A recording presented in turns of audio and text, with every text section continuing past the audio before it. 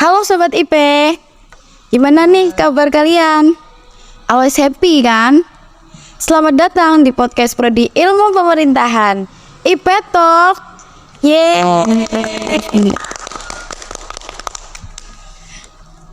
Nah, jadi IP Talk ini adalah program podcast perdana dari Prodi Ilmu Pemerintahan Universitas Amikom Yogyakarta yang bertujuan untuk membagikan berbagai informasi, baik kegiatan kemahasiswaan, akademik, sharing pengalaman, dan masih banyak lagi.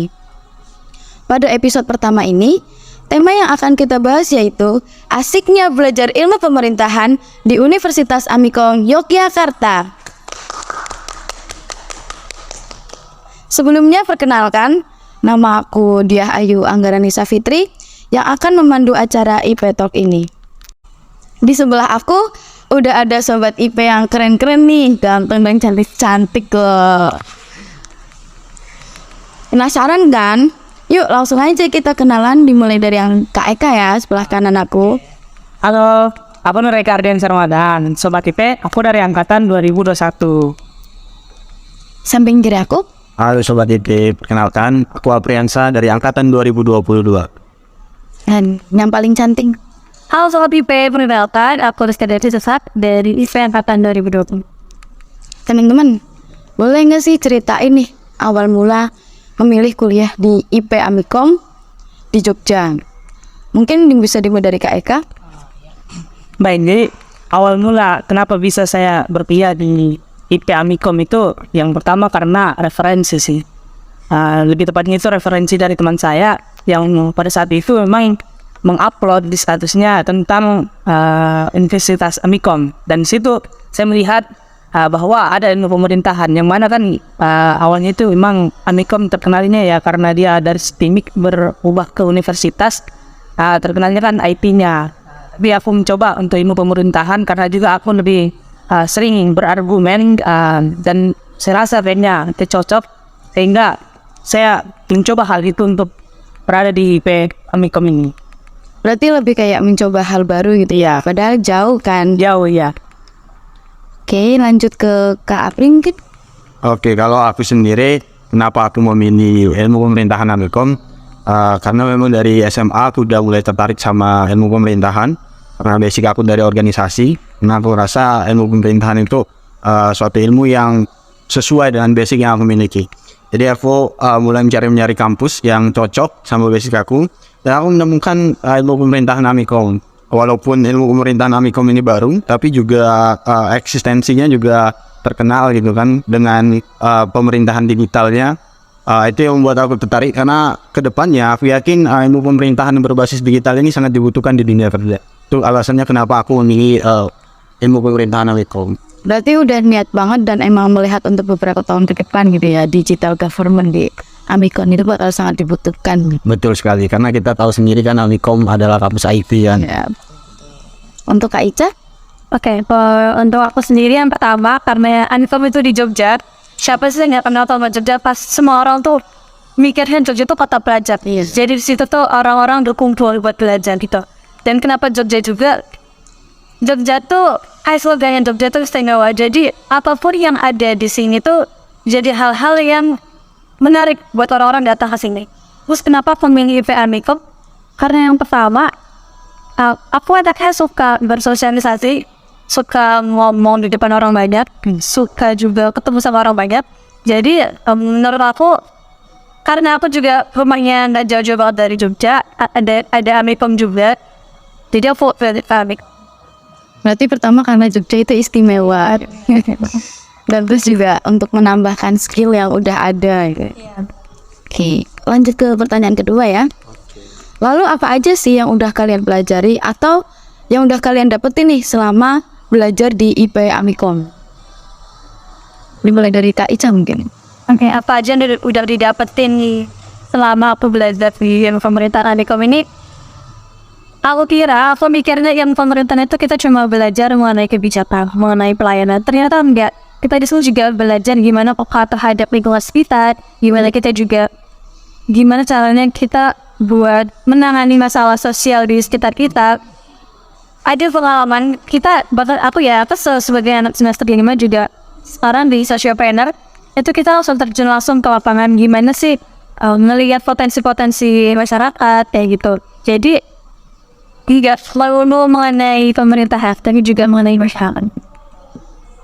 Berarti sociopreneur itu langsung turun ke masyarakat. Iya, kita langsung turun terjun ke lapangan. Oke, lanjut ke Apri. Kalau aku ya, karena aku masih relatif baru, masih semester 1, jadi apa yang aku pelajarin dan aku dapetin di semester 1 ini juga lumayan banyak sih. Tubuh pemerintahan juga banyak mempelajarin tentang hukum, HAM, dan politik. Mungkin dari banyaknya matkul itu membuat aku kayak, oh ini ilmu pemerintahan itu sebenarnya bukan hanya tentang belajar tentang pemerintahan, kita juga belajar tentang hukum, HAM, dan politik seperti itu. Kalau banyak atau enggaknya sih untuk semester 1 sih lumayan ya, baik dalam kelas ataupun di luar kelas, apalagi dengan aktif-aktif berorganisasi gitu. Pusing nggak sih belajar hukum-hukum gitu loh? Sebenarnya kalau dibilang pusing ya, yang namanya kuliah pasti pusing. Tapi ya jalanin aja, syukurin. Siap. Dan lanjut oleh Kak Eka. Oke, nah kalau saya itu sebenarnya hampir sama penjelasan dari Kak Ica, Kak Apri mengenai mungkin apa yang kita dapatkan di ilmu pemerintahan. Nah, di sini saya berbicara mengenai ilmu pemerintahan sebagai kapasitas saya mahasiswa semester 3 ya, dan sekarang mungkin memasuki semester 4. Tentunya di ilmu pemerintahan yang kita pelajari itu adalah kalau untuk semester 1 sampai 3 itu adalah dia basic-basicnya tentang ilmu pemerintahan. Mungkin kayak contoh teori politik, terus kebijakan publik, pelayanan publik, apa segala macam. Nah, itu yang kita pelajari di ilmu pemerintahan. Tapi lepas dari itu, di ilmu pemerintahan juga ya sama dibilang kayak Aisyah tadi, sociopreneur-nya, apa segala macam. Jadi kita lebih terbiasa kepada pengabdian masyarakat juga. Jadi itu yang kita dapatkan juga di ilmu pemerintahan. Seperti itu, Tayu. Seru ya berarti belajar di ilmu pemerintahan. Pemerintahannya Amikom itu nggak kalah seru dari universitas lain gitu. Iya, makanya belajar di ilmu pemerintahan Amikom Yogyakarta. Iya. Lanjut ke pertanyaan selanjutnya ya. Kalian kan biasanya dapat tuh materi kan di dalam kelas. Pembelajaran apa sih yang kalian dapat di luar kelas atau turun langsung ke lapangan gitu? Mungkin bisa dimulai dari Kak Apri. Gimana? Coba ulangi. Kalian kan biasanya dapat materi dalam kelas gitu kan. Tapi sometimes dosen itu ngasih materi nggak sih di luar lapangan itu, di luar kelas itu. Jadi kalian kalau turun langsung ke lapangan gitu. Oh iya, ngasih materi untuk turun ke lapangan, misalnya ke beberapa, kemarin tuh kami rencana kunjungan ke Bapeda Jogja ya. Tapi karena ada beberapa hal jadi dialihkan ke seminar di Amikom. Dan itu tuh diajarin bagaimana kita pengalaman, kalau Jogja kan ada budaya satria kan, budaya pemerintahan. Jadi kita dikenalin dengan budaya pemerintahan satria. Dan itu salah satu bekal kita ya ke depan buat mengenalin basic-basic kebudayaan-kebudayaan yang ada di pemerintahan. Tapi belum itu ya, belum kayak benar-benar turun ke lapangan gitu. Belum, karena memang semester 1 ya. Di semester 1 tuh masih ya sama yang dikata Mas Eka tadi, masih dasar-dasar materi-materi. Untuk Kak Ica? Kalau dari aku sendiri tadi yang udah aku jelasin ya sobat TV, kalau semester 5 ini memang kita fokus ke lapangan. Kita udah beberapa kali fokus ke lapangan. Yang pertama itu kita pernah ke Kulon Progo, itu dimana kita lihat potensi di sana. Jadi ada desa wisata, ada desa kuliner, desa budaya, terus desa privat. Jadi sampai dengar kita melihat gimana partisipasi masyarakat mengelola desa Sigit. Terus yang kedua itu kita juga ada Kominfo Yogyakarta. Di sana kita juga belajar gimana sih website pemerintah ini bekerja gitu loh. Ternyata selama ini yang harus difokuskan tuh bukan cuma sumber daya manusia, tapi juga faktor pendukung, kayak misalkan website sumber informasi yang bakal diterima sama masyarakat. Itu terus selanjutnya itu kita juga ada kunjungan BUMDes. Situ juga sama, kita ngelihat potensi di mana BUMDes ini bantu itu sampai mana sih? Ke pengembangan desa wisata atau mungkin keunggulan dari desa tersebut. Banyak sih pelajaran yang bisa diambil. Seru ya, belajar sambil berwisata ke desa-desa wisata sampai keliling ya, melihat alam gitu ya. Daripada di kota polusi terus. kita ke alat nggak bisa. Iya, betul. Kak Eka? Nah, kalau saya sendiri kebetulan kan di semester 3 ini ada yang namanya mata kuliahnya itu pemerintahan desa. Nah, di situ kemarin kami melakukan kunjungan lapangan atau kuliah lapangan langsung ke pemerintah desa Kelurahan Ukir Sari. Itu saya kurang tahu juga di daerah mana karena kan saya bukan orang sini gitu kan. Intinya itu dia di bagian utara dari Sleman. Nah, di situ kita berinteraksi langsung dengan kepala lurahnya, terus perangkat desanya apa segala macam.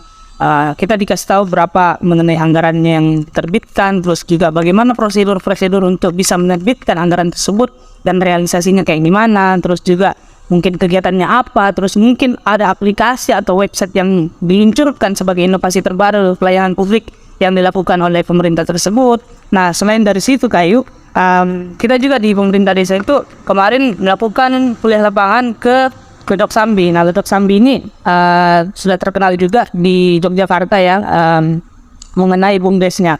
Nah, di Ledok Sambi itu kita diberitahu sama langsung CEO-nya itu mengenai bagaimana latar belakangnya dari Ledok Sambi ini, terus bagaimana Ledok Sambi ini bisa berkembang yang dari dulunya itu memang tidak pernah tersentuh oleh wisatawan, hingga sekarang ini banyak wisatawan yang ke sana. Ya, walaupun kalau kita lihat di Ledok Sambi itu cuma apa sih, aliran sungai aja gitu kan, aliran sungai. Cuma di sana itu inovasi yang bagusnya mereka mendirikan sebuah gazebo, terus mungkin tempat bersantainya teman-teman, terus juga bahkan di sana ada tempat untuk kebun gitu Kayu di Ledok Sambi. Jadi ya lebih kebanyakan kuliah lapangannya ke situ. Terus juga selain dari Ledok Sambi dan Ukir Sari itu, kita di ilmu pemerintahan itu di semester 3 ada mata kuliah pelayanan publik, yang mana di pelayanan publik itu kita mengunjungi sebuah lembaga pengawas pelayanan publik, yaitu lembaga ombudsman ya, yang ada di dekat kantor Satlantas Jogja. Nah, di situ kita bertemu dan langsung berinteraksi tentang bagaimana sih kinerja atau pelayanan dari ombudsman ini untuk mengawasi pihak-pihak dari instansi pemerintah yang melayani pelayanan publik. Kayak contoh, ini kan ombudsman ini adalah pihak pengawas dari pelayanan publik. Sedangkan untuk pelayanan publiknya itu adalah contoh kayak di puskesmas, terus dinkes, rumah sakit. Nah, ini adalah pihak pelayanan publiknya. Sudah tentu kita tahu lah kalau masalah itunya. Nah, untuk masalah pengawasannya itu, di mana sih sisi pengawasan dari lembaga tersebut, yaitu tentang kalau misalnya didapatkan kasus, kayak contoh kemarin mungkin ada kasus kecelakaan, terus tidak dilayani oleh pihak rumah sakit, tidak dilayani pihak puskesmas. Nah, itu lembaga ombudsman itu masuk sebagai lembaga pengawasnya, mengecek bagaimana prosedur atau SOP yang telah ditetapkan. Kalau memang menyimpang, di situ baru ombudsman masuk untuk meluruskan dan memberikan mungkin sanksi apabila memang sudah sanksi berat. Nah, kurang lebih kayak gitu Kayu. Jadi kita di IP Amikom itu kebanyakan mungkin dari semester 3 sampai ke atas itu kita kebanyakan kuliah lapangan. Ya. Tapi kan seru gitu, nggak monoton di dalam kelas. Iya. AC-nya dingin. Kadang juga bahkan AC-nya ya nyala. Kadang dingin banget, kadang nggak nyala gitu. Iya, benar. Jadi kan nggak tentu gitu kan. Oke, lanjut ya ke next pertanyaan nih. Kalian kan memilih untuk kuliah di prodi ilmu pemerintahan. Kira-kira nih ke depannya karir seperti apa sih yang kalian inginkan, biar sobat-sobat IP yang lain tuh ada gambaran nanti kalau kuliah di sini tuh mereka mau kemana gitu, jadi apa gitu. Mungkin bisa dimulai dari Kak Ica. Oke, karir ke depannya ya. Mungkin kalau orang-orang mikir ilmu pemerintahan tuh jatuhnya tuh ke pejabat, Iya. bupati, anggota dewan gitu. Tapi ternyata enggak gitu bro. Aku sendiri ya memang mungkin itu bakal jadi karir utama yang bakal aku kejar gitu loh. Pasti pengen masuk ke pemerintahan gitu. Apalagi apa ya, sudah basicnya gitu loh, kita belajar pemerintahan dan pasti juga terjun atas itu. Cuma banyak profesi yang mungkin bisa teman-teman coba gitu loh di IP ini nanti ke depannya. Mungkin bisa jadi jurnalis atau mungkin bisa jadi reporter, itu juga bisa, karena kita juga belajar ya kayak mengenai apa namanya short berita kayak gitu. Nah, jadi di IP ini juga kita belajar gimana melatih public speaking. Jadi nggak melulu kita jadi pejabat ya, nggak melulu. Kalau aku sih lebih prefer lebih prefernya tuh pejabat dulu. Nanti kalau misalkan pejabatnya nggak bisa, mungkin bisa ke jurnal. Jadi kayak mungkin Kak Ica punya titik fokus yang utama dulu, nanti untuk plan selanjutnya ada yang lain gitu. Ya emang harus punya plan A, B, dan plan lain-lainnya. Mungkin Kak Abri? Kalau aku sendiri setelah lulus dari ilmu pemerintahan Amikom ini, kayaknya aku masih mau melanjutin studi aku di S2. Nah, aku masih cita-cita aku tuh pengen jadi dosen kan. Jadi memang rata-rata dari lulus pemerintahan kan pasti pulangnya nanti ke pemerintahan kan. Itu udah pasti sih. Tapi karena aku punya cita-cita di intelektual sebagai akademisi kan, jadi aku pengen ngelanjutin mungkin setelah lulus dari IP Amikom ngelanjutin di S2 dulu untuk jadi dosen lah paling. Rencana nih S2-nya mau di mana? Rencana sih kalau ada abroad ke luar negeri ya ke luar negeri, kalau enggak ya paling di universitas-universitas negeri yang ternama di Indonesia lah. Siap-siap untuk mengejar ilmu gitu kan. Mungkin enggak ya kan? Ya, kalau saya ya prepare-nya itu sama seperti yang disebutkan Kak Ica, terus juga Mas Afri kan kurang lebih seperti itulah kalau kita di ilmu pemerintahan. Cuman kalau saya sendiri, saya lebih prepare-nya menjadi bagian dari reformasi birokrasi. Karena apa? Di reformasi birokrasi Indonesia saat ini kan kita lah sudah tahu bagaimana perjalanannya, bagaimana penyalahgunaannya, apa segala macam. Nah, sehingga saya tertarik untuk bagaimana kalau saya nanti setelah lulus bisa menjadi bagian dari reformasi birokrasi yang ada di Indonesia ini. Terus jika mungkin diberikan kesempatan lagi ya melanjutkan juga studi seperti yang disampaikan sama Kak Apri. Jadi kurang lebih seperti itu. Oke. What's nih? Ada nggak sih pesan-pesan yang kalian ingin sampaikan buat sobat-sobat IP? Bisa dimulai dari Kak Eka mungkin? Ya. Apa tadi Kak? Pesan-pesan yang ingin disampaikan untuk sobat-sobat IP. Ya. Pesan-pesan saya kepada sobat-sobat IP yang ada di manapun dan khususnya di Universitas Amikom tidak banyak, yaitu yang pertama semangat, jangan putus asa untuk mengejar apa yang kalian inginkan. Awali dengan bismillah, akhiri dengan alhamdulillah. Itu aja dari saya. Itu Kak Ica? Pesannya yang pertama, kalau mau coba belajar pemerintahan, belajar aja. Tapi fokusin pada kalian untuk cari ilmu. Nggak usah mikirin, pemerintahan yang sekarang tuh lain stop. Jangan dulu bahas itu, tapi utamain ilmunya. Di Perujans. Iya. Tapi memang bener sih pemerintahan sekarang nih gitu. Ini itu ilmunya dulu. Jadi Tapi kita rangkul ilmunya dulu, punya dulu ilmunya. Kak Apri? Kalau aku sendiri pesan buat sobat IP sekalian, tetap semangat belajar walaupun kita sibuk di organisasi, karena tujuan kita kedua adalah untuk kuliah bukan organisasi. Jadi utamakan kuliah dulu baru organisasi. Dan buat sahabat calon sobat IP yang bakal masuk ke IP pemerintahan, jangan ragu karena ilmu pemerintahan Amikom salah satu ilmu pemerintahan yang kedepannya bakal dibutuhkan di pemerintahan Indonesia tentunya kan. Jadi jangan ragu, ayo join gitu. Nanti kita belajar sama-sama dan ketemu sama-sama kami yang udah di luar gitu. Gak ada senioritas juga kan di Amikom, jadi santai belajar di Amikom, aman, seru. Dan ini udah pertanyaan terakhir teman-teman. Jadi aku sebagai host itu kan, mau mengucapkan terima kasih banyak ke teman-teman udah meluangkan waktunya buat datang ke sini menjawab berbagai pertanyaan yang mungkin bakal jadi kayak anak-anak yang lain tuh kayak bertanya-tanya gitu, sobat-sobat IP bertanya-tanya IP itu gimana sih, IP itu ada apa aja, dan kalian sudah menjawab semuanya dengan baik dan jelas gitu. Luar biasa banget nih narasumber kita ini. Applause dulu dong buat mereka. Oke, episode pertama udah selesai. Terima kasih buat Kak Ica, Kak Eka dan Kak Apri yang sudah berkenan hadir di IP Talks. Buat teman-teman sekalian, jangan lupa like, comment, dan subscribe YouTube Ilmu Pemerintahan Amikom dan follow IG IP Amikom ya. See you di IP Talk episode berikutnya. Dadah.